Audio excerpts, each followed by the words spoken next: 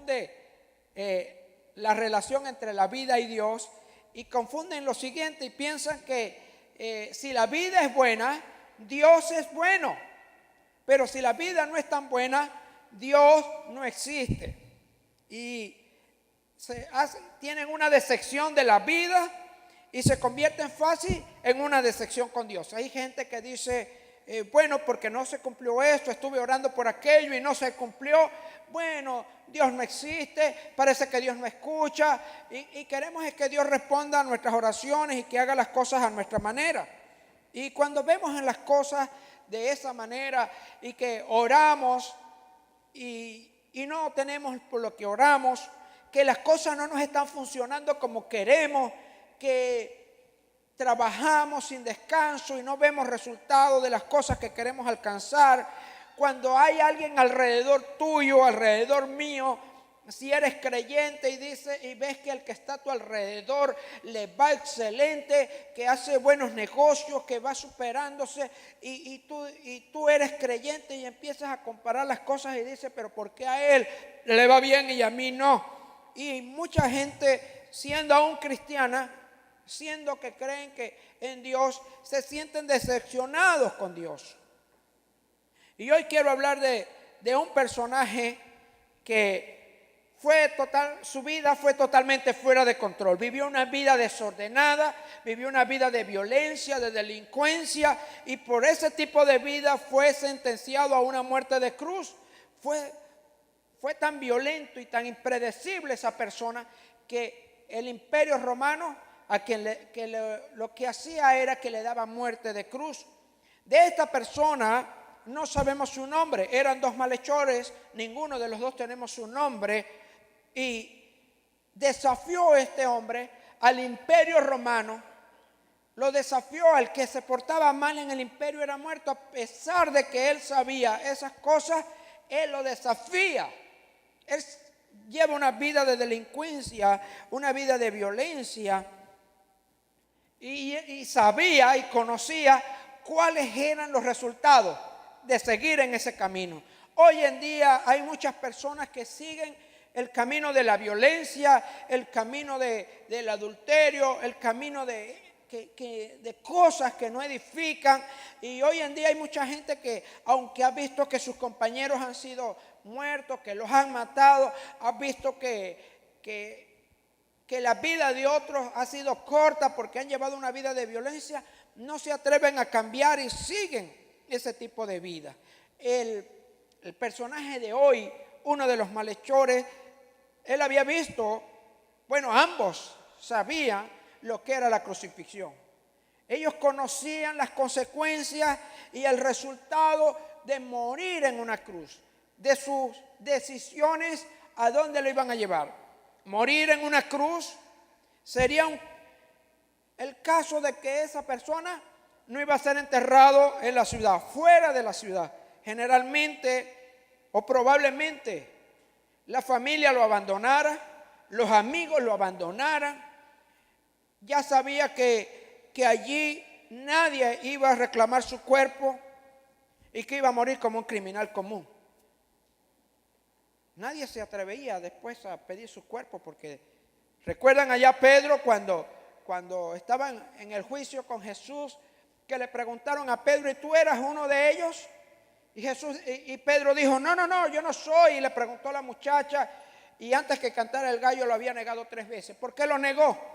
Porque tenía temor de que también lo tomaran y fuera en el mismo proceso que Jesús.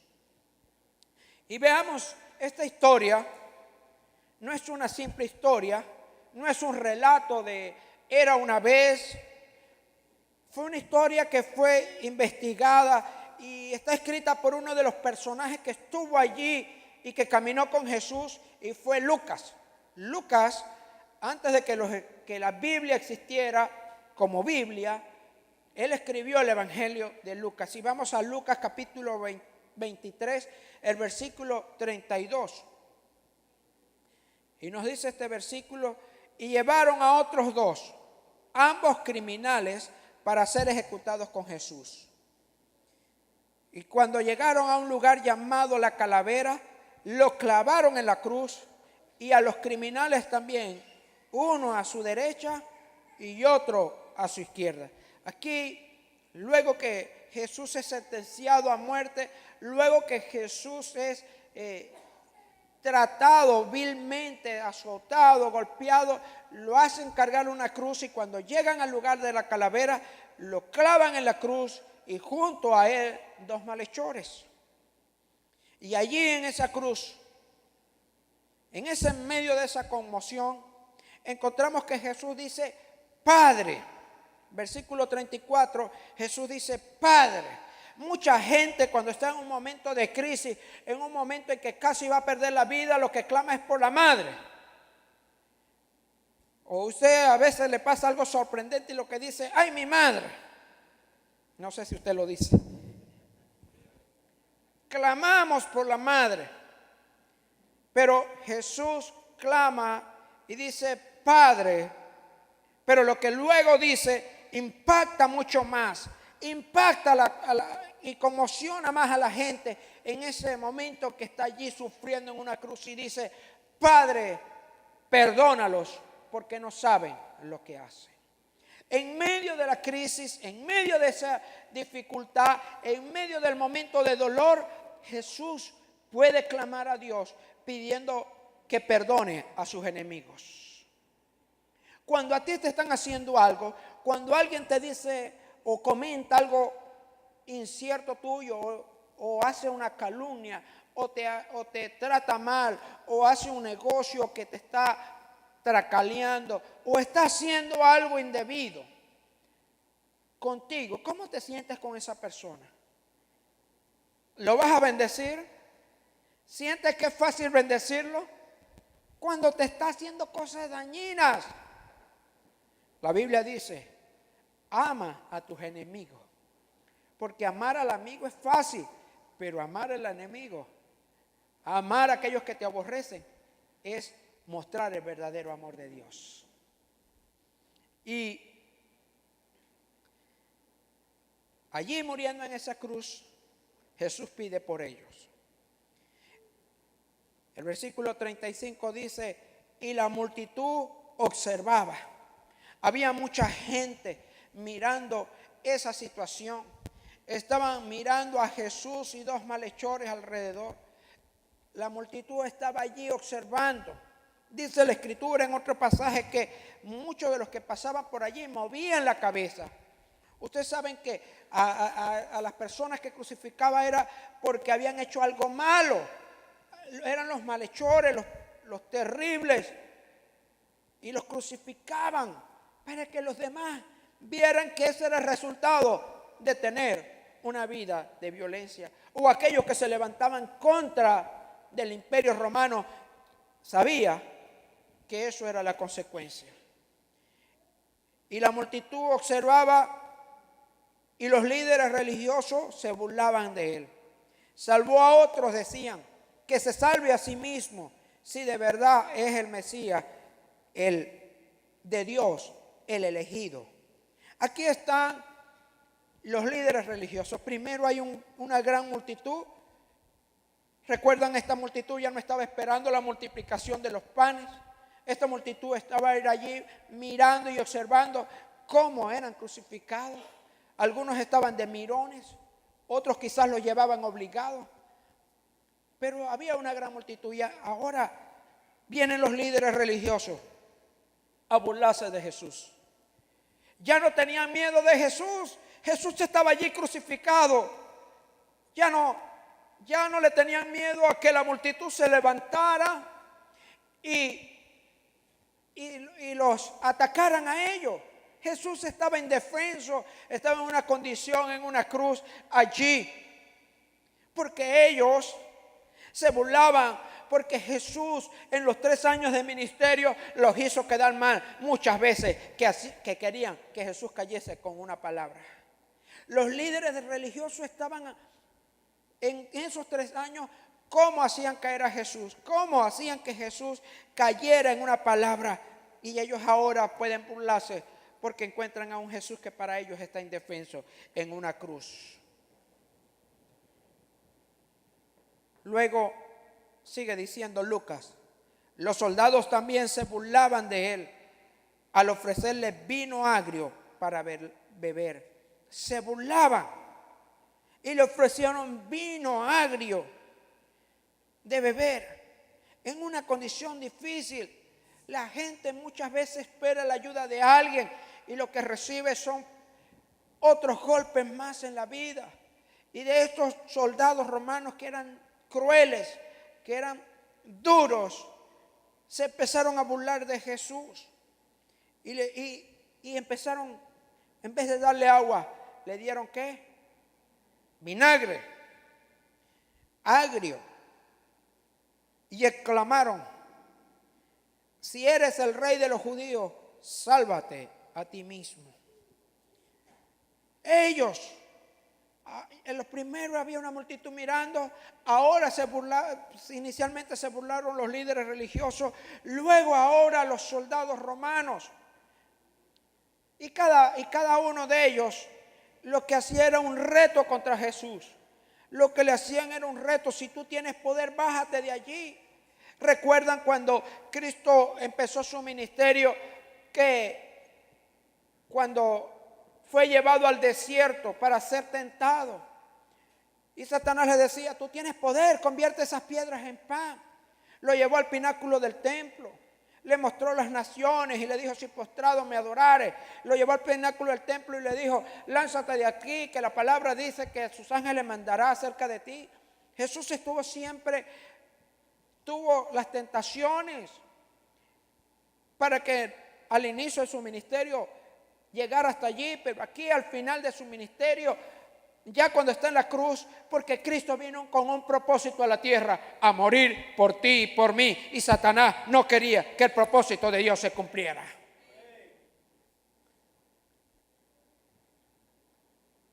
Estos soldados que le escupieron el rostro a Jesús, que se burlaban de él y que decía: eres el rey de los judíos, porque ahí él le colocaron ese título para que fuera como un enemigo de Roma. Él se quería levantar aquí. Él lo que quería hacer era un gobierno aparte. Eso fue lo que quisieron hacer ver al imperio romano.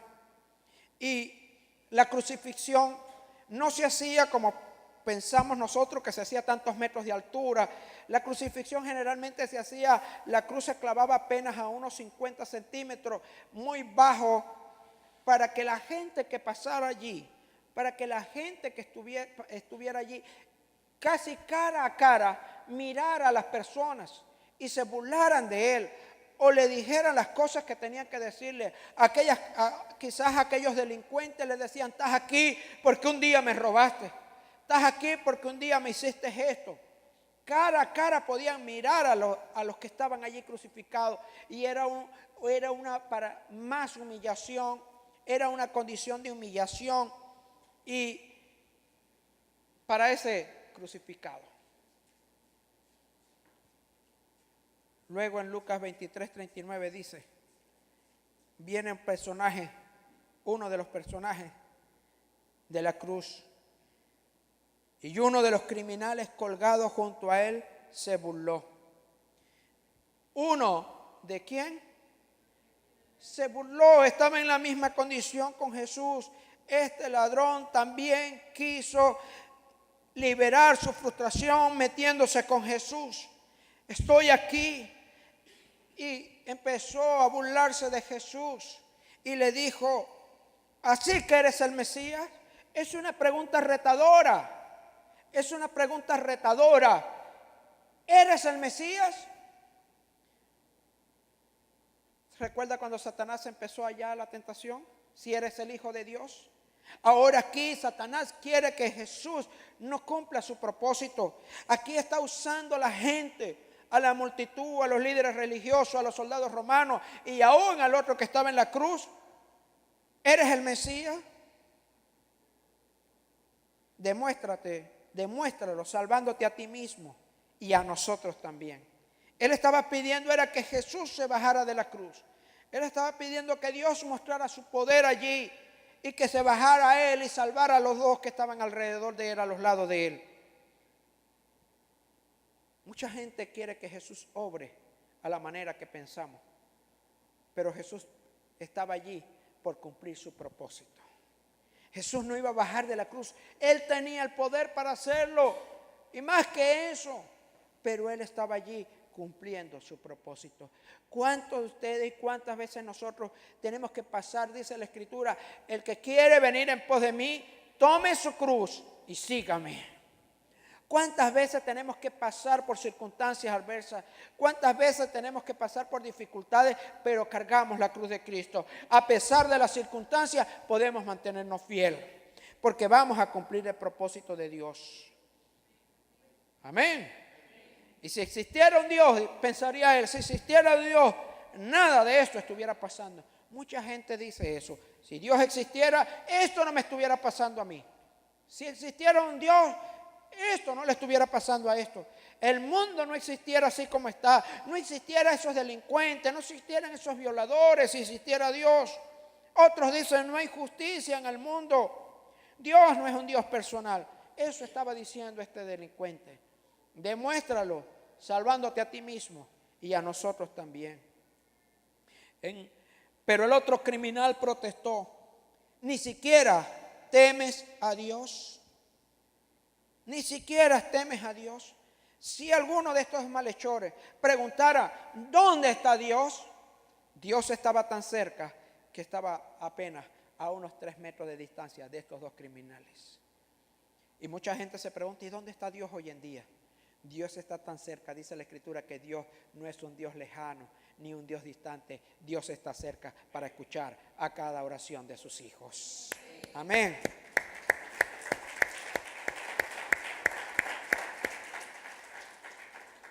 Y este hombre, ni siquiera temes a Dios ahora que estás condenado a muerte.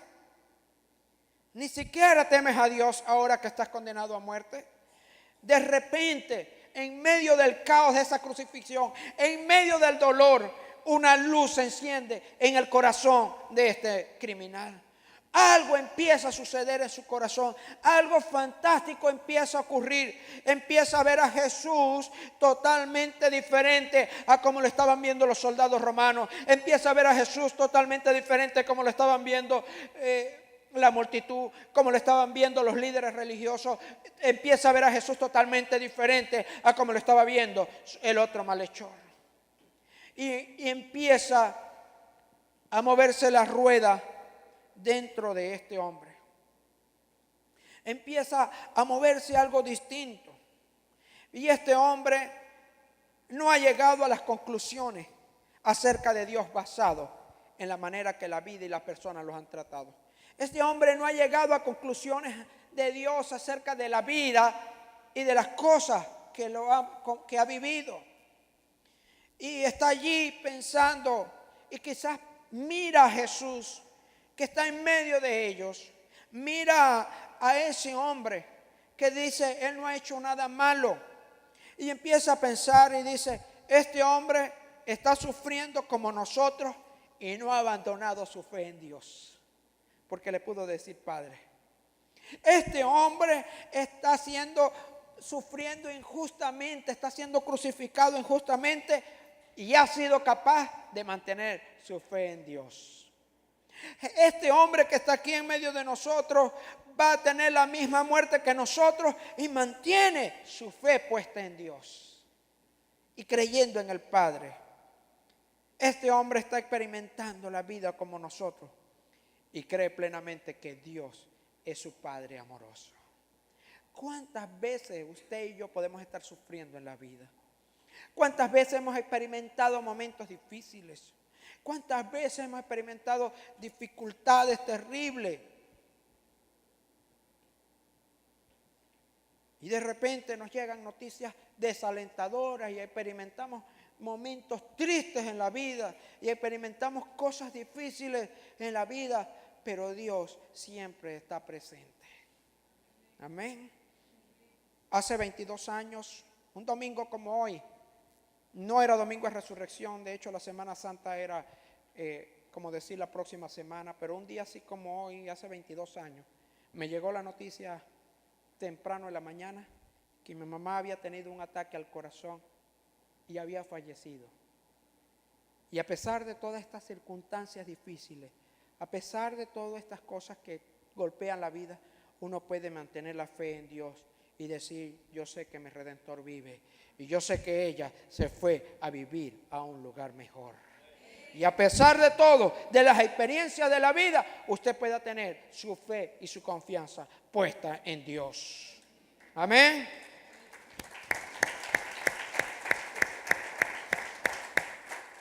Y este hombre que ya empieza a ver a Jesús como totalmente diferente, dice lo siguiente: nosotros merecemos morir por nuestros crímenes. Aquí este hombre empieza primero a reconocer su condición.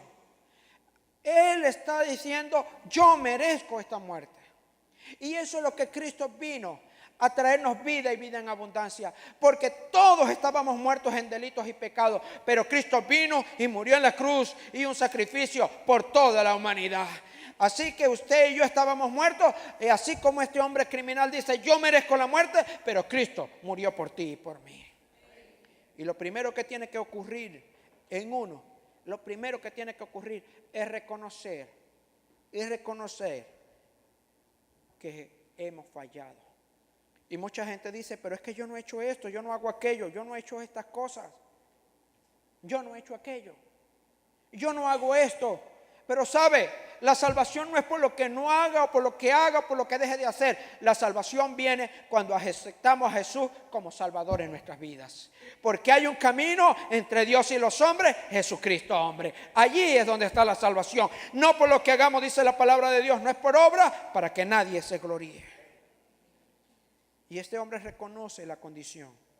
Nosotros merecemos morir por nuestros crímenes, pero este hombre nada. Este hombre no ha hecho nada malo. Allí reconoce a Jesús como alguien que no ha pecado. Y si un hombre inocente, el cual sufre como un hombre culpable, puede mantener su fe en Dios, ese hombre inocente está sufriendo en medio de dos hombres criminales. Allí, porque muchas veces pensamos y decimos, ¿por qué me pasa esto a mí? Si yo soy hijo de Dios, ¿por qué me sucede esto a mí? ¿Por qué me ocurre esto a mí? Experimentamos cosas. Vivimos en el mundo. La Biblia dice, sufriremos aflicción, pero confiad, yo he vencido.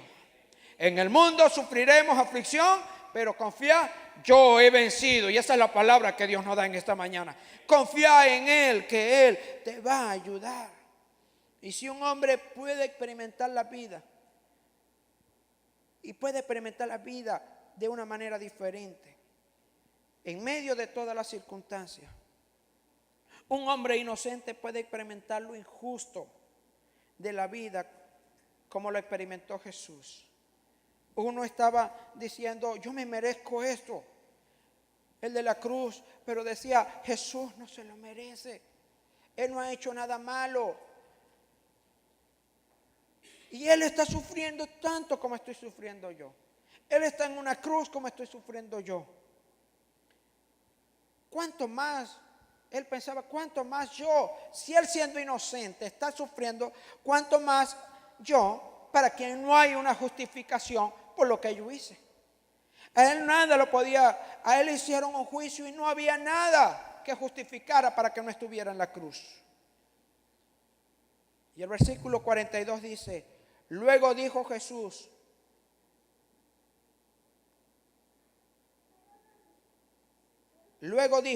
Jesús, acuérdate de mí cuando vengas en tu reino. Aquí le da una palabra a Jesús. En medio de cualquier circunstancia, este hombre ya a punto de morir, exclama a Jesús y le dice, acuérdate de mí cuando vengas en tu reino. Él tuvo la oportunidad allí hasta el final de su vida. Y mucha gente hoy en día quiere esperar al final del día, esperar al final de la vida y pensar y decir, yo estoy joven, yo ahora es que tengo vida por delante. ¿Y cuánto sabes cuánto vas a vivir? ¿Y sabes cuánto vas a vivir? ¿Y sabes cuánto es la vida que tienes por delante? Hoy por hoy en Venezuela muere mucha gente joven. En el mundo muere mucha gente joven. De hecho, mueren muchos niños. ¿Y cuánta vida tenía un niño por delante? ¿Cuánto tenía por delante? Y la gente dice y aplaza aceptar a Jesús, y aplaza y da justificaciones y dice: yo no he hecho nada malo, yo no hago nada malo, yo me porto bien. Eso no es justificación, porque Jesús es salvación, no es por lo que hayas hecho. Otros dicen: no, ahora no, yo estoy muy joven. Otros dicen: ya yo estoy muy viejo para hacer eso, buscando justificaciones. Pero este hombre que no tenía justificación y podía haber dicho: no lo hagas por todo lo que he hecho, sino hazlo a pesar de lo que he hecho. A pesar de lo que he hecho, acuérdate de mí cuando vengas en tu reino. A pesar de que haya matado gente, a pesar de que haya sido un hombre delincuente, que haya robado, a pesar de que haya hecho negocios, que haya defraudado a mucha gente, acuérdate de mí cuando vengas en tu reino. Porque si Jesús pudo mantener su fe en un Dios bueno en medio de una circunstancia difícil, Dios puede hacer algo bueno y justo para todos aquellos que abren su corazón. Amén. Este hombre clama allí. Él dice: yo sí puedo morir aquí. Pero él reconoce que Jesús le puede salvar, porque hay una vida más allá de esa muerte. El otro quería vida, es que lo bajaran de la cruz, que Jesús bajara y lo bajara a él. Para seguir haciendo lo mismo sería. Pero el otro reconoció: sí, tengo que morir, pero yo sé que más allá hay algo. Y acuérdate de mí cuando vengas en tu reino. Y usted y yo debemos saber que hay algo más allá de esta vida, que es en Cristo Jesús. Hay vida eterna. ¿Y qué pasaría si la vida te ha quebrantado, pero Dios no? ¿Qué pasaría? ¿Qué te ha pasado? Que la vida te ha quebrantado, pero Dios no te ha quebrantado. ¿Qué pasaría si tu vida te ha abandonado, pero Dios no te ha abandonado? ¿Qué pasaría en tu vida si no ves reflejado la verdadera naturaleza de Dios? Que decimos: Dios es amor, ¿y por qué me pasa esto? Y si Dios es amor, ¿por qué pasa esto en el mundo? Y si Dios es amor, porque el hombre se ha alejado de Dios y no ha abrazado el amor de Jesús. Por eso es que pasan tantas cosas en el mundo. Veamos allí una de las últimas palabras que da Jesús en la cruz. Ya al punto de morir, Jesús le responde a este hombre. Este hombre clama a Jesús. Jesús está en una cruz, él también está en una cruz. Y la respuesta de Jesús a esta petición de este hombre fue la siguiente. Jesús respondió: te aseguro que hoy estarás conmigo en el paraíso. Fue una respuesta inmediata. Jesús no le dijo: hey, tienes que hacer esto o aquello, dejaste de hacer esto o aquello, tenías que haber hecho esto. Jesús dice: cuando tú abres el corazón a mí, yo entro en él y te perdono todos tus pecados, porque por eso estaba muriendo en la cruz. No hay pecado que él no pueda perdonar, no hay cosa que él no pueda hacer.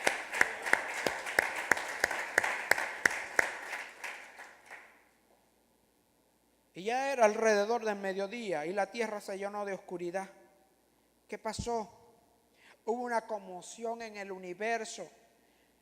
Hubo conmoción. El creador del universo, Jesús, estaba muriendo en una cruz del Calvario. El que había estado con Dios cuando Dios hizo el universo, estaba muriendo en la cruz. Y la tierra se llenó de oscuridad hasta las 3 de la tarde. La luz del sol desapareció y de repente la cortina del santuario se rasgó por la mitad. Aquí encontramos que hubo oscuridad. Jesús estaba llevando ahí el pecado de toda la humanidad. Ocurrieron aproximadamente 3 horas de oscuridad, de las 12 a las 3 de la tarde. Allí estaba Jesús muriendo. Estaba en una condición de agonía. Y en ese tiempo dice la Escritura que la cortina del templo se rasgó de arriba a abajo. Y esa cortina era un lugar que separaba en el templo, separaba el lugar santo del lugar santísimo. Al lugar santo los sacerdotes entraban continuamente a ofrecer sacrificios, pero al lugar santísimo se entraba una sola vez al año a ofrecer sacrificios por todo el pueblo de Israel. Y cuando un sacerdote entraba allí al lugar santísimo, tenía que cumplir una serie de requisitos espirituales y unos requisitos de orden para entrar allí. Imagínense la pureza que había allí dentro de ese lugar santísimo, que tenía que entrar con unas campanillas al borde de su vestidura, tenía que vestirse con una ropa especial que no tuviera suciedad, tenía que ir bien preparado. Además tenía que llevar amarrado una cuerda que quedara en el lugar santísimo, en el lugar santo, mientras él entraba al lugar santísimo, porque si se dejaban de escuchar las campanillas que llevaba al borde de las vestiduras, era que ese hombre había quedado muerto allí y el sacrificio no era aceptado. Pero cuando esa cortina se abre arriba abajo, quiere decir que tú y yo tenemos entrada al reino de los cielos cada vez que nos acercamos a Jesús, porque Cristo murió y nos dio entrada libre, y Él fue a morar a la diestra de Dios Padre, para que donde Él esté, nosotros también estemos en su tiempo. Y aquí, después, Jesús gritó: Padre. Aquí vuelve a mencionar Padre. Esa confianza y esa fe, esa seguridad. Cuando tú te encuentres en momentos de aprieto, sabes a quién clamar. Cuando te encuentras con tu matrimonio a punto del divorcio, cuando te encuentras en una crisis familiar, cuando te encuentras con tus hijos que no tienen obediencia, que te encuentras con dificultades de diferentes tipos en tu trabajo, que te van a despedir, que te encuentres en un momento difícil, casi de derrota y de destrucción, puedas clamar: Padre, yo sé que mi Redentor vive, puedas decir tú. Te encomiendo mi espíritu en tus manos. Encomiendo mi espíritu en tus manos. Y con esas palabras dio su último suspiro.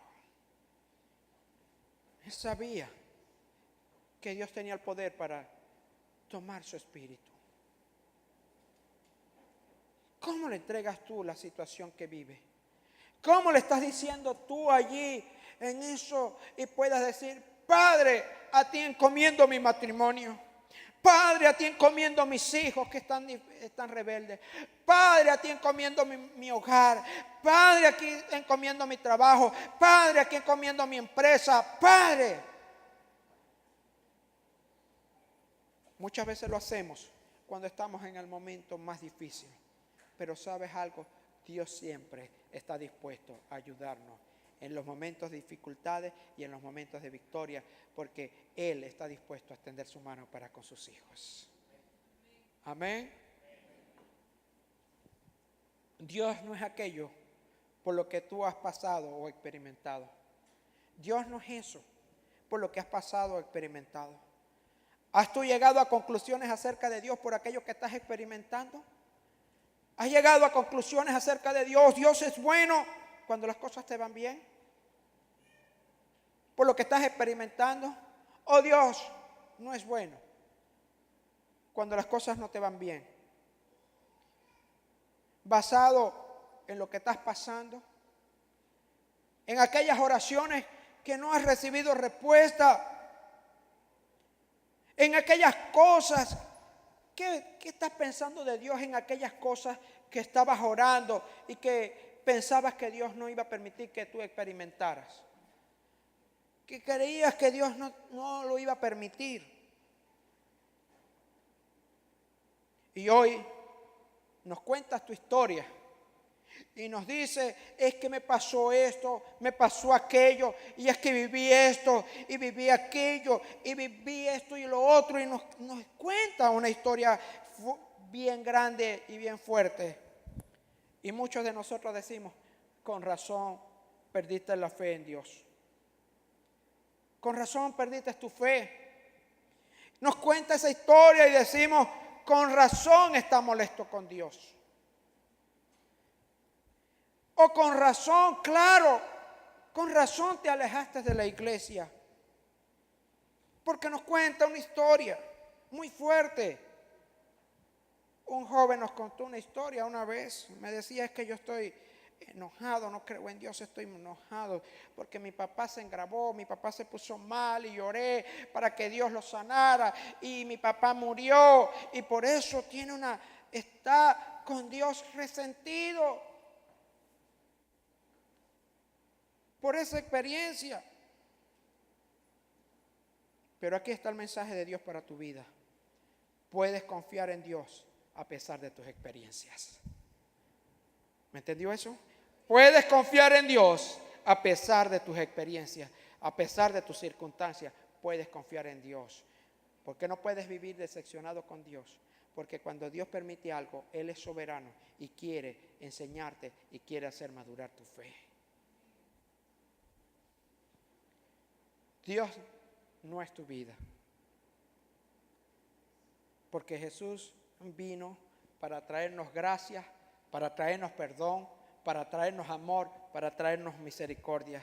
Jesús experimentó la vida como tú y yo. Él dejó el lugar de gloria, Él dejó el trono de la gracia, dejó un lugar maravilloso para venir a morir en la cruz, para experimentar lo que tú y yo experimentamos. Él vivió y tuvo hambre, Él tuvo sed, Él caminó mucho, se llenó sus pies de tierra, Él le dio sueño, Él experimentó una muerte horrenda y dice que por sus llagas fuimos curados y dice que llevó todas nuestras enfermedades en la cruz del Calvario.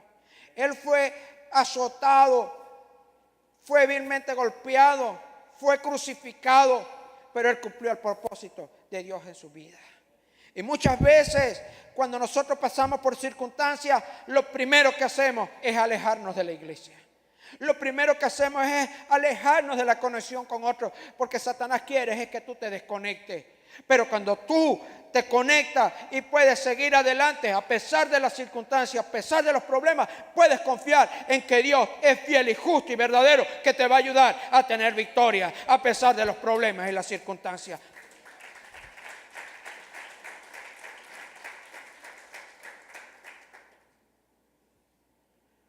Dios envió a Jesús para darte vida. Dios no es tu vida. Dios envió a Jesús para darte vida y dice, para darnos vida y vida en abundancia.